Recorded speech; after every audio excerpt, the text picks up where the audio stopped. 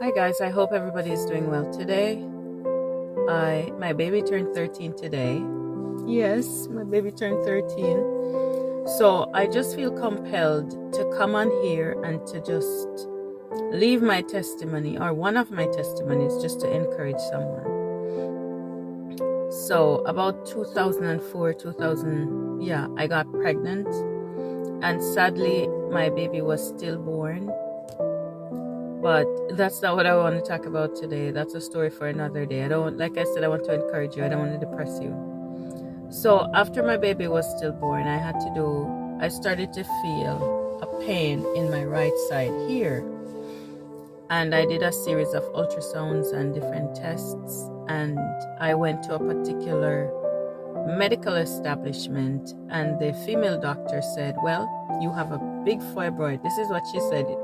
She said, you have a fibroid as big as my fist, as big as a grapefruit. And because of that, you'll never conceive. But I rejected it completely. I rejected what she said completely because there are too many instances in the Bible, and not only in the Bible, but in present day. Too many people have testimonies where their bodies failed them and they were not supposed to get pregnant, and they did, not once, not twice, but 3 times and more. So I refused to accept that. Anyways, round about that time, I had gone to a service.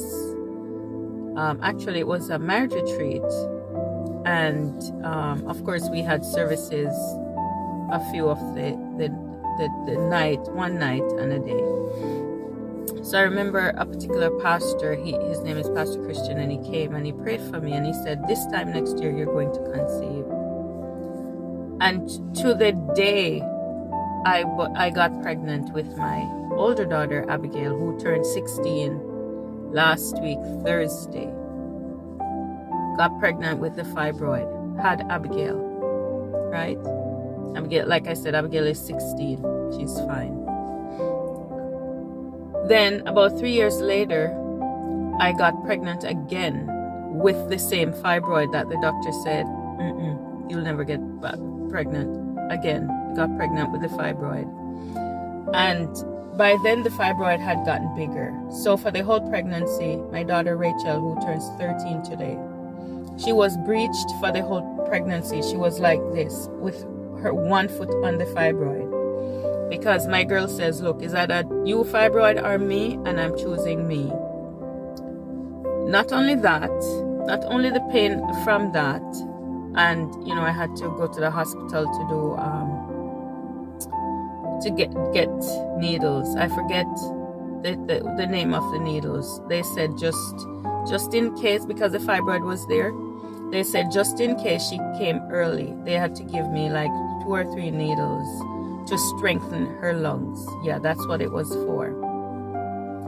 And eventually, when when you do the test to find out how the baby is growing, they said that based on all the numbers, that my daughter Rachel would have Down syndrome. Again, I rejected this. They even said, do you want to do the test? The test where they insert the needle? And I'm like, no, I'm not going to do any tests, because sometimes that test aborts the baby accidentally. So I'm like, whether or not she has Down syndrome, she's still going to be my child. So I'm not doing any test that's going to abort my child. Whatever the situation is, God will help me to deal with my baby. And trust me, Rachel came out. She was fine. What am I saying, brothers and sisters? God is well able. The last thing I'm going to say is God will make you laugh in the places where you cried. I remember that my baby died around about the 17th of June, and I had to deliver her on the 19th of June. Now my 2 babies, Abigail and Rachel, they're born in June. What does that say? He's a God of a second chance and a third chance. He will come through for you. He will come through for you in ways that you cannot even imagine. Do not accept the report of the enemy. The Bible says, whose report will you believe? Believe God today. I don't know what you're struggling with. It might be infertility. It might be something else. But trust me when I say, just continue to hold on to God's unchanging hand, and He will come through for you. And if you're a new believer, just know that He's a God of miracles. God bless you.